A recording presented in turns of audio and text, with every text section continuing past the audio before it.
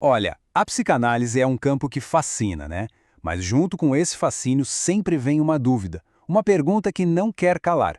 Afinal, quem é que pode praticar a psicanálise? Essa é uma questão super importante, principalmente para quem está pensando em seguir por esse caminho. E é exatamente nisso que a gente vai mergulhar hoje. Então, vamos direto ao ponto. A pergunta é essa: um psicanalista que não tem formação em medicina ou psicologia pode de verdade atender clinicamente? Sabe, essa incerteza é muito comum. E para resolver isso de vez, a gente vai ter que olhar um pouco para trás, para a história, e também entender o que a legislação diz hoje.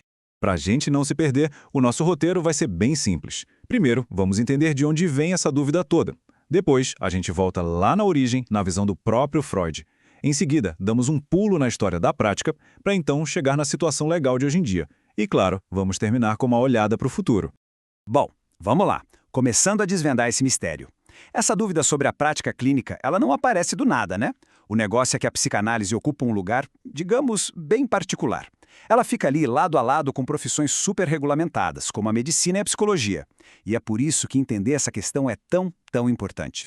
E olha, para entender isso de verdade mesmo, não tem outro jeito. A gente precisa ir direto na fonte, no criador de tudo, Sigmund Freud.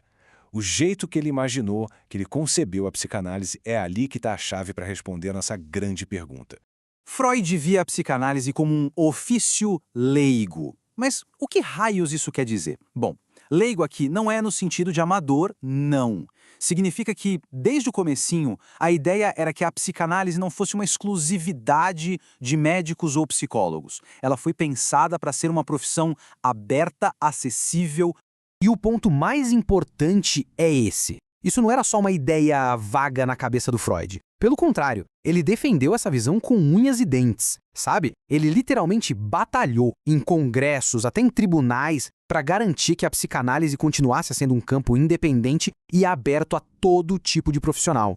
E essa visão do Freud, ela não ficou só na teoria, não. Ela criou raízes, deu origem a uma tradição longa, sólida.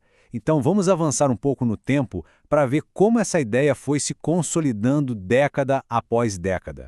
Pensem um pouco, a gente está falando de mais de 100 anos de prática. 100 anos!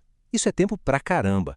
É uma história que mostra, sem sombra de dúvida, como a psicanálise se firmou e cresceu como um campo de conhecimento e de atuação profissional. E o mais importante, de forma totalmente independente. É aqui que a diferença fundamental fica bem clara. Olha só, psicanálise não é um bracinho da psicologia ou da medicina. Não mesmo. Ela se desenvolveu em paralelo, sabe? Com seus próprios institutos de formação, seus próprios métodos e desde sempre com as portas abertas para profissionais de tudo quanto é área. E a maior prova disso é só olhar para quem praticava. Nomes gigantes que ajudaram a construir a psicanálise não eram nem médicos nem psicólogos. A gente tem a Anna Freud, que era pedagoga, o Oscar Pfister, que era teólogo. Isso só reforça a ideia de que o campo sempre se beneficiou, sempre floresceu com essa mistura de olhares e saberes. Beleza, história é muito legal, mas e hoje em dia? Como é que toda essa tradição se transforma em legitimidade legal no mundo real? Bom, agora a gente vai analisar a estrutura que dá sustentação para essa profissão no cenário atual. Então, a legitimidade da prática clínica no Brasil se apoia em 3 pilares, 3 bases bem fortes. Primeiro, a tradição, aquela história de mais de 100 anos que a gente já falou. Segundo, a legislação. As leis classificam a psicanálise como uma ocupação livre, o que dá segurança para quem atua. E terceiro, a jurisprudência. Que nome é esse, né? Basicamente, são as várias decisões da justiça que, repetidamente, reconhecem e confirmam a profissão. E olha que interessante, isso não é uma jabuticaba, uma coisa que só existe aqui no Brasil. De jeito nenhum. Esse reconhecimento da psicanálise como uma profissão aberta é o padrão afora também. Acontece em vários países pelo mundo, todos seguindo aquela visão original do Freud. Agora, atenção para esse ponto que é crucial. Os próprios conselhos de medicina e de psicologia reconhecem a prática da psicanálise. Mas tem uma condição, que é muito clara e muito importante. O psicanalista não pode fazer coisas que são atos exclusivos, restritos por lei aos médicos ou aos psicólogos. Cada um no seu quadrado, entende? Bom, depois de ver tudo isso, a discussão meio que muda de nível, né? A pergunta não é mais se um psicanalista pode ou não pode atender. Isso já está claro. A questão agora passa a ser como essa atuação se fundamenta. Quais são as bases dela? Então, a resposta para nossa pergunta inicial é bem clara. É um sonoro sim. A psicanálise foi criada para ser um ofício leigo aberto, e foi exatamente o que ela se tornou.